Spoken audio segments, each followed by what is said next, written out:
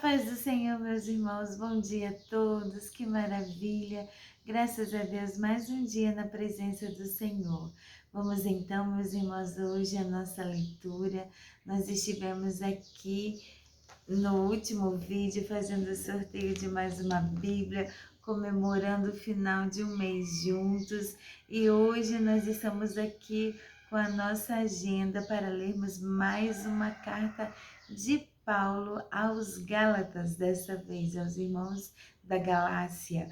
Nós vamos estar lendo esta nova carta como uma admoestação de Paulo para que os irmãos tivessem cuidado com os ensinamentos e que não era para estarem prestando atenção em ensinamentos que fosse outro evangelho, porque o evangelho puro do Senhor Jesus não se misturava com a lei de Moisés. Por isso nós temos um breve resumo aqui na Bíblia, chamada Bíblia da Família, um resumo que inicia esta carta. Então nós vamos estar lendo para termos uma melhor compreensão. E hoje a nossa agenda são de 3 capítulos. E como o livro de Gálatas é bem curtinho, nós estaremos encerrando aí em 2 dias. E como ontem não foi possível estar colocando aqui a nossa postagem hoje, para colocar em dia os 3 de ontem e os 3 de hoje, nós vamos estar colocando outro vídeo mais tarde, tá bom, meus irmãos? O importante é nós continuarmos no nosso propósito. E o Senhor, que conhece e sonda os nossos corações, sabe do nosso desejo de sermos fiéis e perseverantes no nome precioso de Jesus. Então vamos estar lendo aqui esta pequena introdução que nos faz entender o propósito desta carta.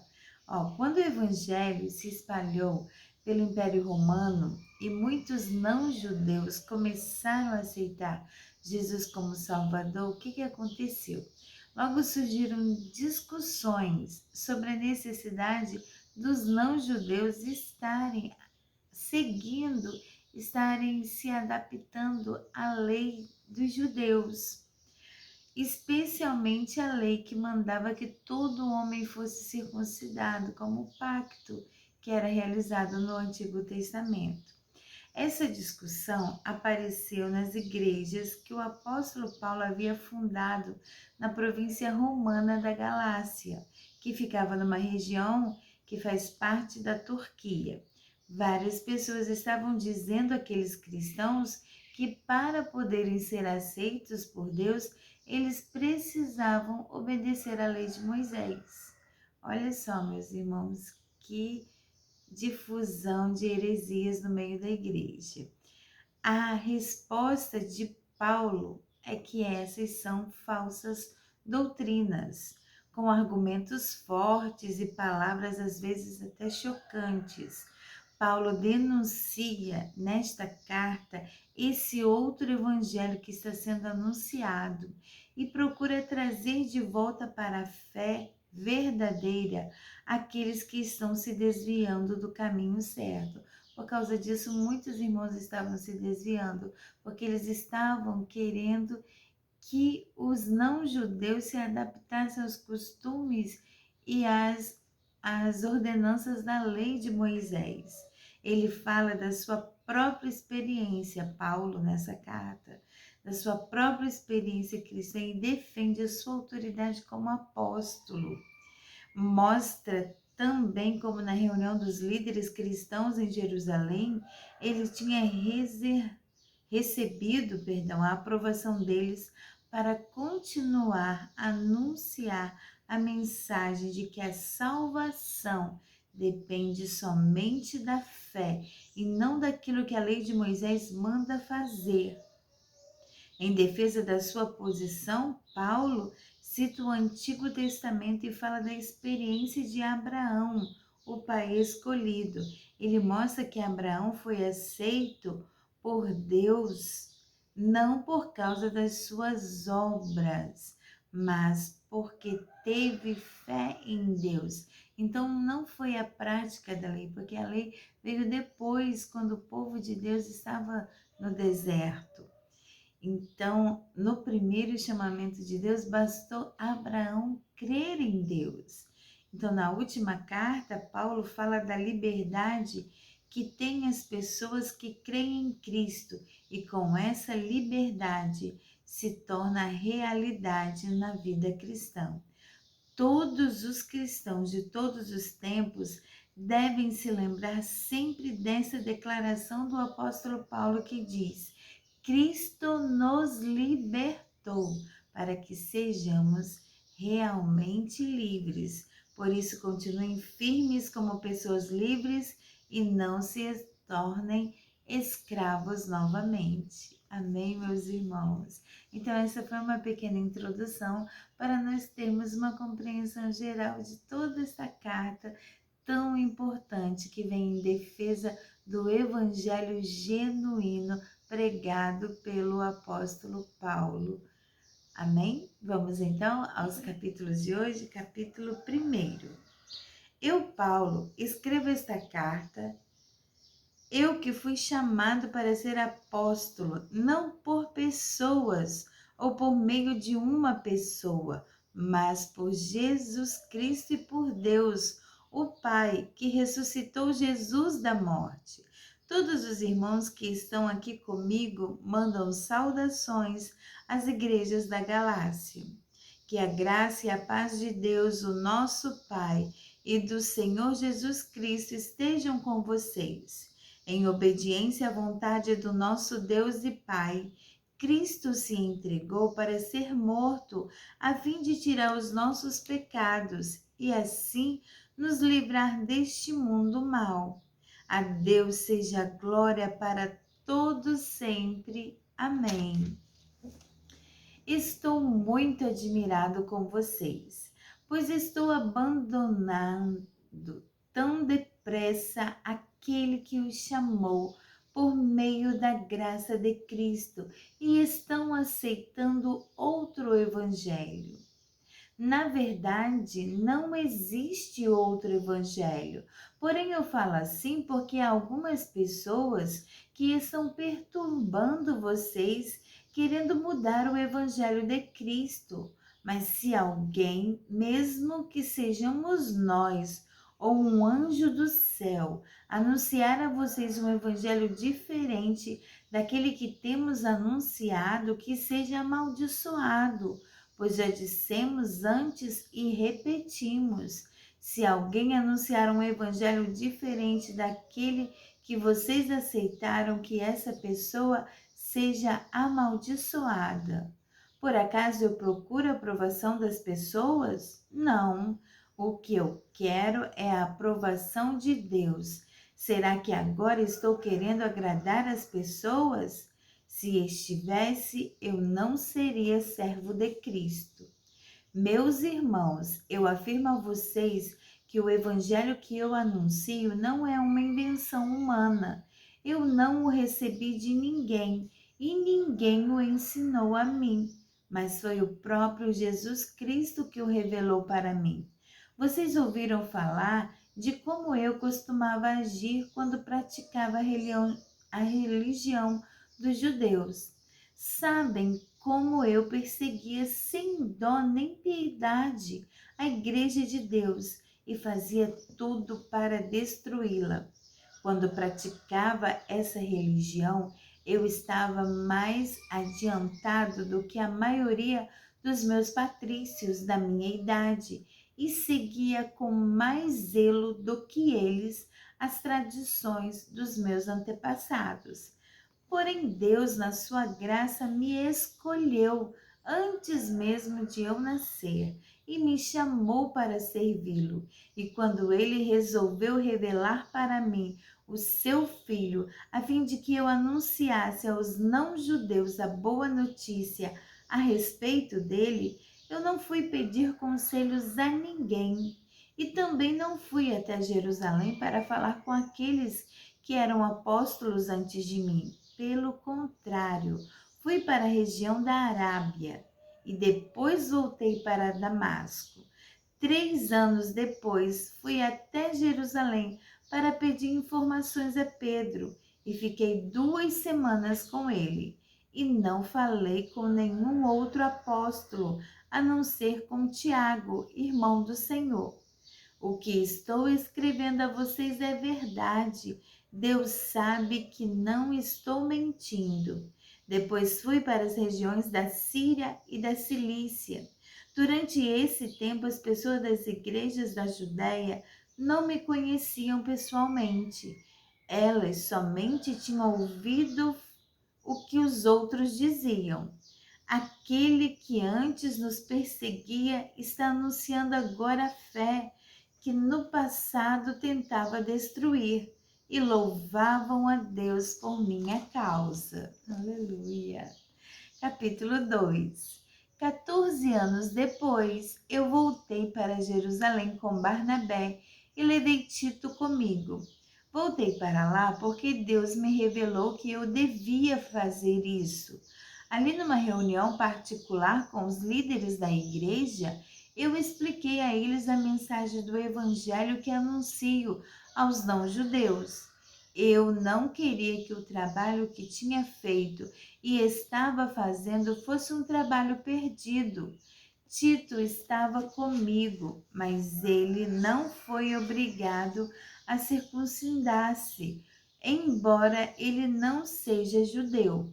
Porém, alguns tinham se juntado ao nosso grupo, fazendo de conta que eram irmãos na fé e queriam circuncidá-lo. Eram homens que tinham entrado para o grupo como espiões, a fim de espiar a liberdade que temos por estarmos unidos com Cristo Jesus e para nos tornar escravos de novo. Mas de nenhum modo nós cedemos, pois queríamos que vocês tivessem o verdadeiro evangelho.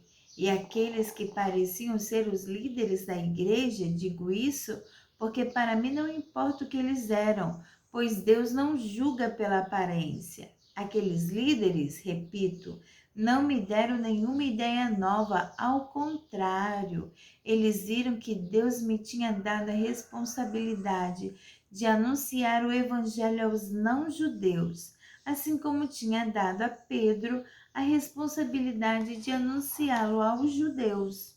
Pois pelo poder de Deus fui feito apóstolo para anunciar o evangelho aos não-judeus, assim como Pedro foi feito apóstolo para anunciar o evangelho aos judeus. Por isso, Tiago, Pedro e João, que eram considerados líderes da igreja, reconheceram que Deus me tinha dado essa tarefa especial. E como sinal de que éramos todos companheiros, eles deram a mim e a Barnabé um aperto de mãos. E todos nós combinamos que eu e Barnabé iríamos trabalhar entre os não-judeus e eles entre os judeus. Eles nos pediram só uma coisa, que lembrássemos dos pobres das igrejas deles. E isso eu sempre tenho procurado fazer. Porém, quando Pedro veio para Antioquia da Síria, eu fiquei contra ele em público, porque ele estava completamente errado. De fato, antes de chegarem ali alguns homens mandados por Tiago, Pedro tomava refeições com os irmãos não-judeus. Mas depois que aqueles homens chegaram, ele não queria mais tomar refeições com os não-judeus, porque eu tinha medo dos que eram a favor de circuncidar os não-judeus. E também os outros irmãos judeus começaram a agir como hipócritas, do mesmo modo que Pedro, e até Barnabé se deixou levar pela hipocrisia deles. Quando vi que eles não estavam agindo direito, de acordo com a verdade do Evangelho, eu disse a Pedro na presença de todos: você é judeu, mas não está vivendo como judeu, e sim como não judeu. Então, como é que você quer obrigar os não-judeus a viverem como judeus? O fato é que nós somos judeus de nascimento e não pecadores não judeus. como eles são chamados, mas sabemos que todos são aceitos por Deus somente pela fé em Jesus Cristo e não por fazerem o que a lei manda. Assim, nós também temos crido em Cristo Jesus, a fim de sermos aceitos por Deus pela nossa fé em Cristo e não por fazermos o que a lei manda, pois ninguém é aceito por Deus para fazer o que a lei manda. Ao procurarmos ser aceitos por Deus, por estarmos unidos com Cristo, fica claro que somos pecadores como os não-judeus. Mas será que isso quer dizer que Cristo trabalha em favor do pecado? Claro que não. Se eu, depois de ter destruído a lei, começar a construí-la de novo por meio de ser aceito por Deus, aí sim fica claro que eu havia quebrado a lei, pois enquanto a lei, estou morto, mas pela própria lei, a fim de viver para Deus, eu fui morto com Cristo na cruz. Assim já não sou eu quem vive, mas Cristo é quem vive em mim. E esta vida que vivo agora, eu a vivo pela fé no Filho de Deus, que me amou e se deu a si mesmo por mim. Eu me recuso a rejeitar a graça de Deus, pois se é por meio da lei que as pessoas são aceitas por Deus, então a morte de Cristo não adiantou nada. Capítulo 3. Ó Gálatas sem juízo, quem foi que enfeitiçou vocês? Na minha pregação a vocês, eu fiz uma descrição perfeita da morte de Jesus Cristo na cruz. Por assim dizer, vocês viram Jesus na cruz. Respondam somente isto. Vocês receberam o Espírito de Deus por terem feito o que a lei manda ou por terem ouvido a mensagem do Evangelho e terem crido nela? Como é que vocês podem ter tão pouco juízo? Vocês começaram a sua vida cristã pelo poder do Espírito de Deus e agora querem ir até o fim pelas suas próprias forças. Será que as coisas pelas quais vocês passaram não serviram de nada? Não é possível. Será que quando Deus dá o seu Espírito e faz milagres entre vocês, é porque vocês fazem o que a lei manda? Não será que é porque vocês ouvem a mensagem e creem nela? Lembrem do que as Escrituras Sagradas dizem a respeito de Abraão. Ele creu em Deus e por isso Deus o aceitou. Portanto, vocês devem saber que os verdadeiros descendentes de Abraão são os que têm fé. Antes que isso acontecesse, as Escrituras viram que Deus ia aceitar os não-judeus por meio da fé. Por isso, antes de chegar o tempo, elas anunciaram a boa notícia a Abraão, dizendo: por meio de você, Deus abençoará todos os povos. Abraão creu e foi abençoado. Portanto, todos os que creem são abençoados como ele foi. Os que confiam na sua obediência à lei estão debaixo da maldição de Deus, pois as Escrituras Sagradas dizem que quem não obedece sempre a tudo que está escrito no livro da lei está debaixo da maldição de Deus. É claro que ninguém é aceito por Deus por meio da lei, pois as Escrituras dizem: viverá aquele que por meio da fé é aceito por Deus. Mas a lei não tem nada a ver com a fé. Pelo contrário, como dizem as Escrituras, viverá aquele que fizer o que a lei manda. Porém, Cristo, tornando-se maldição por nós, nos livrou da maldição imposta pela lei.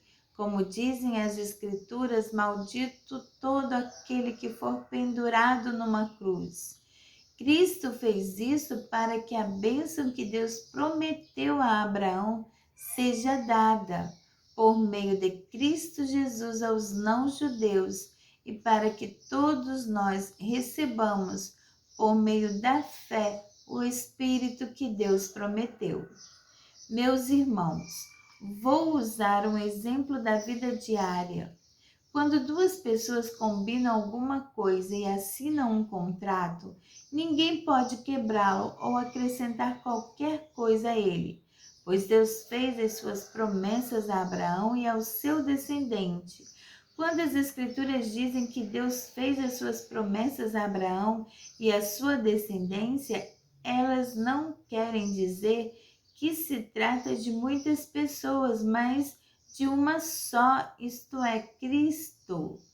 O que eu quero dizer é o seguinte: Deus fez uma aliança com Abraão e prometeu cumpri-la.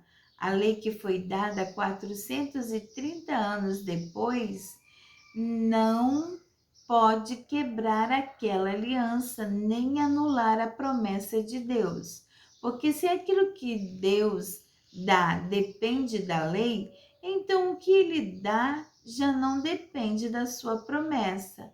Mas o que Deus deu a Abraão, ele deu porque havia prometido. Aleluia! Então, por que é que foi dada toda a lei? Ela foi dada para mostrar as coisas que são contra a vontade de Deus. A lei devia durar até que viesse o descendente de Abraão, pois a promessa foi feita a esse descendente. A lei foi entregue por anjos e um homem serviu de intermediário. Porém, não é preciso haver intermediário quando se está se falando de uma só pessoa, e Deus é um só. Será que isso quer dizer que a lei é contra as promessas de Deus?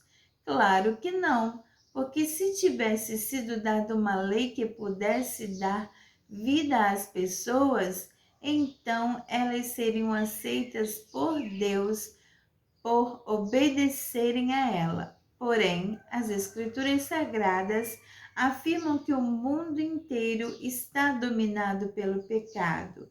E isso para que as pessoas que creem recebam o que Deus promete aos que têm fé em Jesus Cristo. Mas antes que chegasse o tempo da fé, nós éramos prisioneiros da lei, até que fosse revelada a fé que devia vir. Assim, a lei ficou tomando conta de nós até que Cristo viesse para podermos ser aceitos por Deus por meio da fé. Agora que chegou o tempo da fé, não precisamos mais da lei para tomar conta de nós. Por meio da fé em Cristo Jesus, todos vocês são filhos de Deus, porque vocês foram batizados para ficarem unidos com Cristo e assim se revestiram com as qualidades do próprio Cristo. Desse modo, não existe diferença entre judeus e não judeus, entre escravos e pessoas livres, entre homens e mulheres. Todos vocês são uma só, são um só, por estarem unidos com Cristo Jesus. E já que vocês pertencem a Cristo, então são descendentes de Abraão e receberam aquilo que Deus prometeu. Aleluia, glória a Deus. Oh, meus irmãos, que maravilha que é a verdade do Evangelho. O Evangelho puro e genuíno, que é adquirido por meio da fé, porque o Senhor diz na sua palavra: se creres, verás a glória de Deus. E a glória e a manifestação do poder de Deus é o Evangelho genuíno que nos livrou da escravidão do pecado. Toda a lei passada era uma sombra, era um símbolo do que Jesus ia estar fazendo por nós. Ele foi o nosso sacrifício, ele foi o sacrifício perfeito.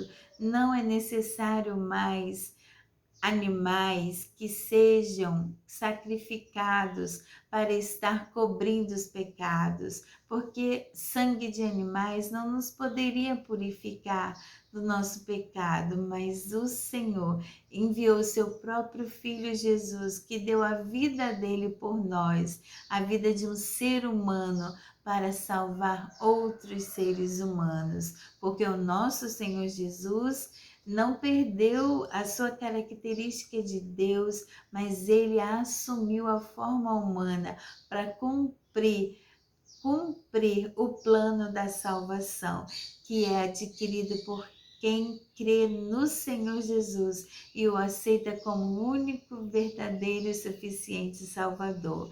E esta salvação foi estendida ao seu povo e a todos os povos, que são chamados os não-judeus ou gentios, mas nós nos tornamos do povo de Deus, o povo de Deus através de Jesus, porque nós somos feitos filhos de Deus a partir do Senhor Jesus, como diz aqui o versículo 28 do capítulo 3.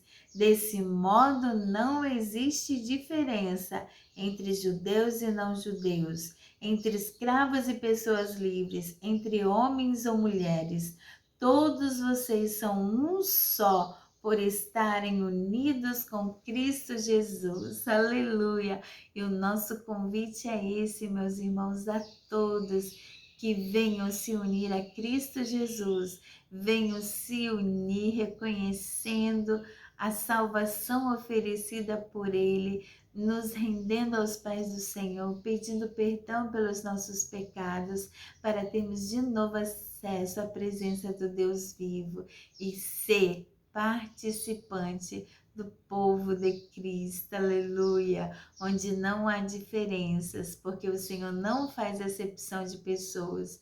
Somos vivificados assim como foi Abraão, por meio da fé, porque cremos em Deus, cremos no seu plano redentor de salvação, cremos no Evangelho da paz, o Evangelho genuíno do nosso Senhor Jesus Cristo, tão combatido aqui por Gálatas, tão combatido aqui por Pedro nesta carta aos irmãos Gálatas, da região da Galácia, porque era necessário que eles não dessem ouvidos a outro evangelho.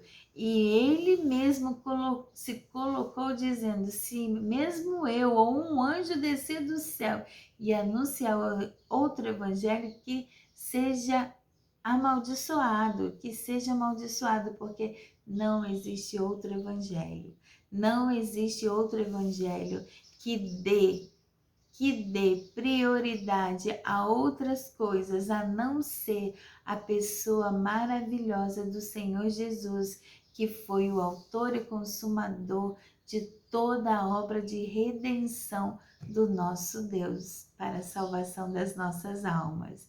Então, meus irmãos, estejamos apercebidos, porque os tempos estão difíceis e trabalhosos. Então, que venhamos a estar com a nossa fé fortalecida no Senhor Jesus. Amém? Para um dia estarmos com Ele na glória, no céu de luz. Oh, meu Deus, obrigada, irmãos, pela presença de cada um, por estar nos acompanhando na leitura. Que Deus vivifique o seu coração, que sejamos santificados e aperfeiçoados no Senhor, guardando a palavra do Senhor em nossos corações, para não pecar contra Deus. E como é importante termos conhecimento, porque a palavra do Senhor mesmo vai dizer que o povo dele perece por falta de conhecimento. E uma vez que estejamos respaldados na palavra de Deus, tendo a nossa fé firme e perseverante no Senhor, nos tornaremos inabaláveis, e o Espírito Santo de Deus irá nos ajudar a dar respostas que deem a justificativa da nossa fé, do que cremos. Aleluia, glória a Deus. Fiquem com Deus, não deixe de curtir, colocar os comentários aqui, e vamos fazer mais gente, mais pessoas se juntar a este grande exército de leitores da palavra de Deus. Fiquem todos com Deus, meus irmãos. Tenham um bom dia na paz do Senhor. Amém.